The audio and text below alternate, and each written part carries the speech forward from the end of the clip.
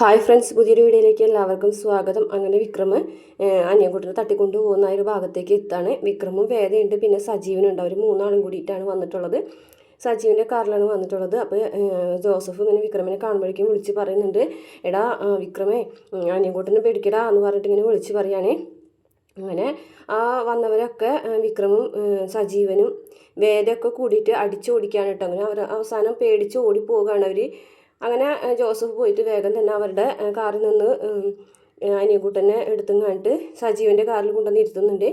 അപ്പോൾ അവർ ഓടിക്കഴിയുമ്പോൾ വേദം ഓടി വന്നിട്ട് വിക്രമിന് എന്തെങ്കിലും സംഭവിച്ചോ എന്നൊക്കെ ചോദിക്കുന്നുണ്ട്. അപ്പോൾ ആർക്കൊന്നും പറ്റിയിട്ടില്ല. അപ്പോൾ വിക്രം പറയാണ്, തൽക്കാലം ഞങ്ങൾ ഇവിടെ നിന്ന് മാറി നിൽക്കുകയാണ്, അനിയൻകുട്ടനെ കൂടെ കൂട്ടാമെന്ന് പറയാണ്. എടാ, അവൻ്റെ ഈ അവസ്ഥയിൽ അതൊന്നും സാരില്ല, അതൊക്കെ ഞങ്ങൾ മാനേജ് ചെയ്തോളാം. ഇങ്ങോട്ടാണ് പോകുന്നതെന്ന് ചോദിക്കുമ്പോൾ അതൊന്നും തീരുമാനിച്ചിട്ടില്ല, എന്തായാലും തൽക്കാലം ഇവിടെ നിന്നൊന്ന് മാറി നിൽക്കുന്നത് നല്ലതാണ് എന്നൊക്കെ പറയും കേട്ടോ. അപ്പോൾ അവരും അതിന് സമ്മതിക്കുകയാണ്. അങ്ങനെ അനിയൻകുട്ടനെ ആയിട്ട് അവർ 3 പേരും കൂടിയിട്ട് കാറിൽ പോവുകയാണ്. അവർ പോയി ആ ഒരു സെക്കൻഡിൽ തന്നെ അവരുടെ അടുത്തേക്ക് പോലീസ് വരികയാണ് കേട്ടോ, ജോസഫിൻ്റെ രാജേൻ്റെ അടുത്തേക്ക്. എന്നിട്ട് ചോദിക്കുന്നുണ്ട്, വിക്രം എവിടെയാടാന്ന് ചോദിക്കുമ്പോൾ അറിയില്ല എന്ന് പറയുന്നുണ്ട്. അങ്ങനെ വാ എന്ന് പറഞ്ഞിട്ട് പിടിച്ച് വലിച്ചവർ 2 പേരും കൂടിയിട്ട് ജീപ്പിൽ കയറ്റി കൊണ്ടുപോകും. ജോസഫ് വാതിലൊന്ന് ചാരട്ടെ എന്ന് പറഞ്ഞിട്ട് വാതിലൊക്കെ ഒന്ന് ചാരുന്നുണ്ട്. അതിന് ശേഷം കൊണ്ടുവന്നിട്ട് വേറൊരു സ്ഥലത്താണ് നിർത്തുന്നത്. അപ്പോൾ ജോസ് ചോദിക്കുന്നുണ്ട്, ഇതെവിടെയാണ് സാറേ സ്ഥലം, അതെന്താ, അതൊക്കെ അറിഞ്ഞാൽ നീ വരുള്ളൂ ചോദിക്കുകയാണ്. അല്ല, ഇത് പോലീസ് സ്റ്റേഷനല്ലല്ലോ. പോലീസ് നിൽക്കുന്നത് എവിടെയാണോ അവിടെയാണ് പോലീസ് സ്റ്റേഷൻ എന്ന് പറഞ്ഞിട്ട് ഇവർ 2 പേരും അകത്തേക്ക് കൊണ്ടുവരികയാണ്. അവിടെ ശ്രീകാന്തും ചന്ദ്രശേഖരനും ഉണ്ട്. വാ വാ എന്നൊക്കെ പറഞ്ഞു കഴിഞ്ഞിട്ട് അവരെ പിടിച്ചിരുത്താണ്. എന്നിട്ട് പറയുന്നുണ്ട്, അതെ ഞങ്ങൾക്കറിയാം പുളിക്കനെ കൊന്നതിൽ ഒരേ ഒരു സാക്ഷിയുള്ളൂ, അത് അനിയൻകുട്ടനാണെന്ന്. എന്തായാലും അനിയൻകുട്ടൻ ഞങ്ങൾക്ക് വേണം.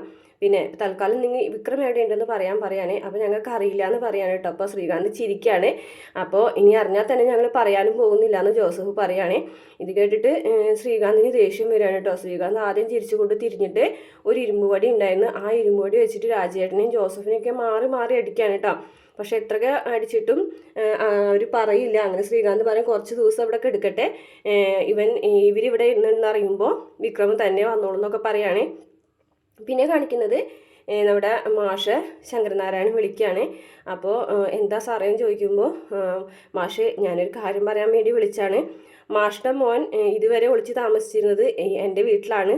എൻ്റെ മോളാണ് അവനെ ഇവിടെ കൊണ്ടുവന്ന് താമസിപ്പിച്ചത്. ഇവിടെ ആകുമ്പോൾ ആരും സംശയിക്കില്ലല്ലോ എന്ന് പറയാൻ കേട്ടോ. അപ്പോൾ മാഷ് പറയാണ്, അത് പിന്നെ ഞങ്ങൾക്കറിയില്ലായിരുന്നു. അതറിയാം, നിങ്ങൾക്കറിയില്ലായിരുന്നു, ഞങ്ങൾക്കറിയാം. കമലനെ കാണാനായിട്ട് വേദ ഹോസ്പിറ്റലിൽ വന്നപ്പോൾ വിക്രമ വേദയുടെ കൂടെ ഉണ്ടെന്ന് പറഞ്ഞിരുന്നു. പക്ഷെ അതൊരിക്കലും സാറിൻ്റെ വീടാണെന്ന് ഞങ്ങൾ കരുതിയിരുന്നില്ല എന്നൊക്കെ പറയുകയാണ്. അന്നേരം ശങ്കരനാരായണൻ പറയാണ്, എനിക്കതിൽ വിഷമമൊന്നുമില്ല, അവൾ തിരഞ്ഞെടുത്ത് തന്നെ വഴി തന്നെയാണ് നല്ലത്. ഇത്രയും നാളും ഞാൻ അവളെ തള്ളിക്കളഞ്ഞതായിരുന്നു. പിന്നെ അവൻ തെറ്റ് ചെയ്തിട്ടില്ല എന്ന് അവൾക്ക് 100% ഉറപ്പുള്ളതുകൊണ്ടാണ് അവളത് ചെയ്തത്. അതിലെനിക്ക് വിഷമമൊന്നുമില്ല സാറേ. ഞാൻ ചില കാര്യങ്ങൾ മനസ്സിലാക്കാൻ, സാറേ എന്നല്ല, അതൊന്നും എനിക്ക് വിഷമില്ല മാഷേ എന്ന് പറയാണ് കേട്ടോ. പിന്നെ ഞാൻ അവളെ മനസ്സിലാക്കാനായിട്ട് കുറച്ച് താമസിച്ചു പോയി. ഞാൻ എൻ്റെ വീടിൻ്റെ അകത്തുള്ളവരെയാണ് വിശ്വസിച്ചത്. അവളെ ഞാൻ തള്ളിക്കളഞ്ഞു. പക്ഷേ അവളാണ് ശരിയെന്ന് എനിക്ക് കുറച്ച് വൈകിട്ടാണെങ്കിലും മനസ്സിലായി മാഷേ എന്ന് പറയുകയാണേ. അപ്പോൾ ഇപ്പം അവർ എന്ന് ചോദിക്കുകയാണ് കേട്ടോ മാഷ്. അപ്പോൾ ഇപ്പം അവരവിടെ ഇല്ല, അവർ 2 പേരും പോയി. എങ്ങോട്ടാണ് പോയതെന്ന് ചോദിക്കുമ്പോൾ അതറിയില്ല എവിടേക്കാണെന്ന്. എന്തായാലും അവൾ തന്നെയാണ് അവനെ കൊണ്ടുപോയിട്ടുള്ളത്.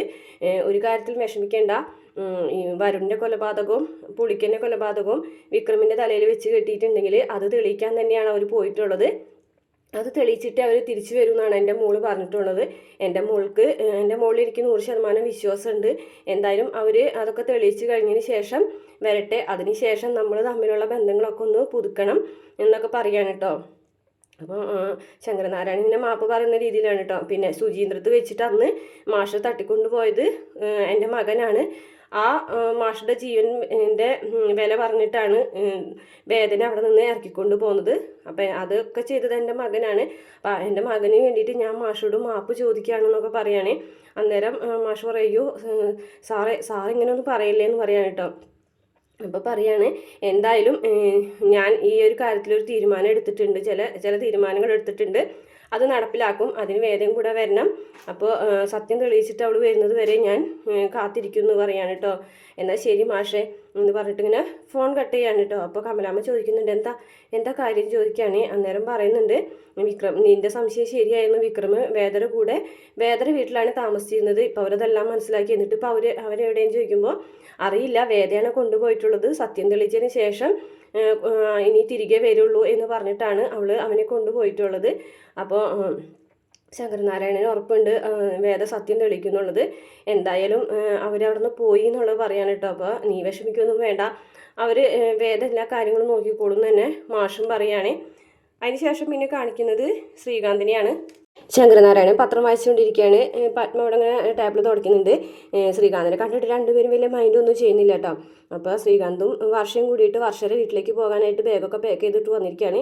എന്നിട്ട് പറയുന്നുണ്ട്, അച്ഛാ ഞാൻ കുറച്ച് ദിവസം വർഷയുടെ വീട്ടിലേക്ക് പോവുകയാണ്, കുറച്ച് ദിവസം കഴിഞ്ഞിട്ടേ വരുള്ളൂ എന്നൊക്കെ പറയാണ് കേട്ടോ. അപ്പോൾ ശങ്കരനാരായണൻ ഒന്നും പറയുന്നില്ല, ഒന്നും മിണ്ടാതെ നിൽക്കുകയാണ്. എന്തായാലും അവൾ വന്ന് കുറച്ച് നാടകങ്ങൾ കാണിച്ചപ്പോൾ നിങ്ങളെല്ലാവരും അവളെ വിശ്വസിച്ചല്ലോ എന്ന് നോക്കിയാണ്.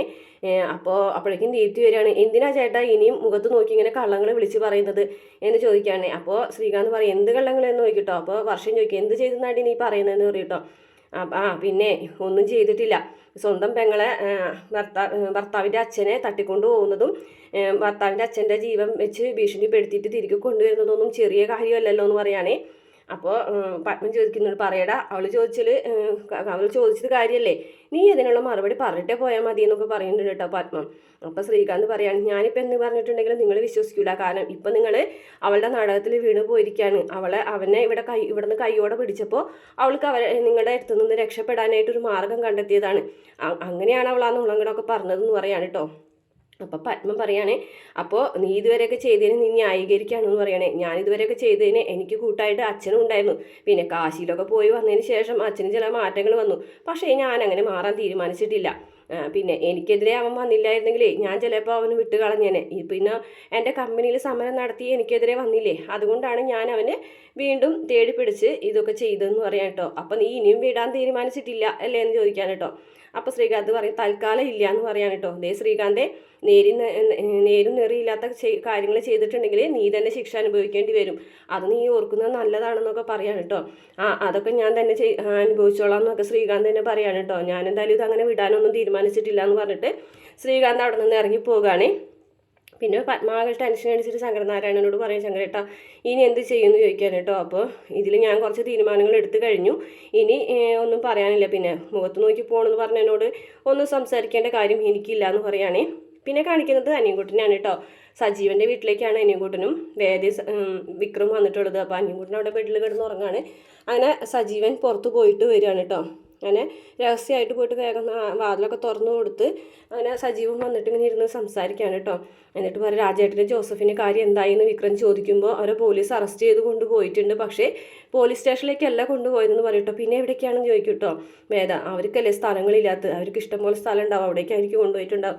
ഇതിന് ഭേദം പിടി കൊടുക്കുന്നതായിരുന്നു നല്ലതെന്ന് എനിക്ക് തോന്നുന്നു. കാരണം ഞാൻ കാരണമല്ല എല്ലാവരും അനുഭവിക്കുന്നത്, മണ്ടത്തരം പറയല്ലേ വിക്രം എന്ന് വേദ പറയാണ് കേട്ടോ. അല്ല, എനിക്ക് വേണ്ടിയിട്ട് അവരും കൂടെ അനുഭവിക്കേണ്ടി വരില്ലേ, അവരിപ്പോൾ നന്നായിട്ട് ഉപദ്രവിച്ചിട്ടുണ്ടാവും.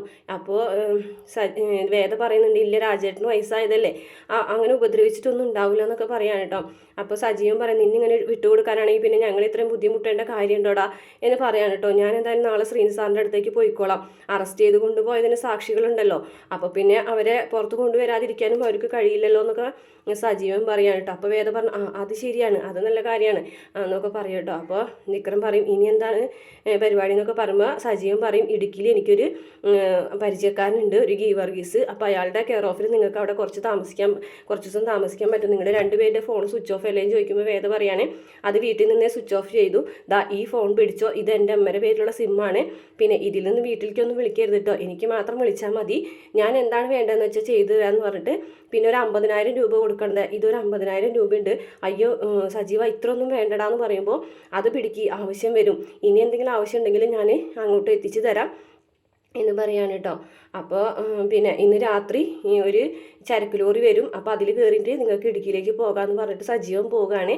അതിന് ശേഷം വേദ പറഞ്ഞത് എന്തായാലും ഏത് തരത്തിൽ നോക്കിയാലും കുറച്ച് നാൾ ഇവിടെ നിന്ന് മാറി നിൽക്കുന്നത് നല്ലതാണെന്നാണ് എനിക്ക് തോന്നുന്നതെന്ന് പറയൂട്ടോ. അപ്പോൾ വിക്രം അത് ശരിയാണെന്നുള്ള രീതിയിൽ നിൽക്കുകയാണ് കേട്ടോ. അങ്ങനെ രണ്ടുപേരും കൂടിയിട്ട് അനിയൻകുട്ടനെ ഒന്ന് നോക്കുന്നുണ്ട് കേട്ടോ. അനിയൻകുട്ടനാണെന്നുണ്ടെങ്കിൽ ഒന്നും അറിയാതെ അവിടെ കിടന്നുറങ്ങുകയാണ്. അത്രയാണ് ഇന്നത്തെ എപ്പിസോഡിലുള്ളത്. പിന്നെ പ്രമോ കാണിച്ചിട്ടുള്ളത് ഒരു 3 പേരും കൂടി ഇടുക്കിയിലേക്ക് പോകുകയാണ് കേട്ടോ. ഇടുക്കിയിൽ പുതിയ സ്ഥലം, പുതിയ ആൾക്കാർ, പുതിയ കാര്യങ്ങളും അങ്ങനെയുള്ളതൊക്കെയാണ് കാണിക്കുന്നത്. വണ്ടിയിൽ ഒരു 3 പേരും കൂടെ പോകുന്നതും പിന്നെ ഈ ഒരു ഒളിവ് താമസത്തിൽ തന്നെ ഇവിടെ കുറച്ച് ഹണിമൂണും റൊമാൻസും അങ്ങനെയുള്ള കാര്യങ്ങളൊക്കെ തന്നെയാണ് കേട്ടോ കാണിക്കുന്നത്. വിക്രമും വേദയും തമ്മിൽ കൂടുതൽ എടുക്കുന്നതായിട്ടുള്ള ഭാഗങ്ങളും പിന്നീട് അവിടെയും കുറച്ച് പ്രശ്നങ്ങളും കാര്യങ്ങളൊക്കെ ഉണ്ടാകുന്നതൊക്കെ ആയിട്ടുള്ള ഭാഗങ്ങളൊക്കെയാണ് കാണിക്കുന്നത്.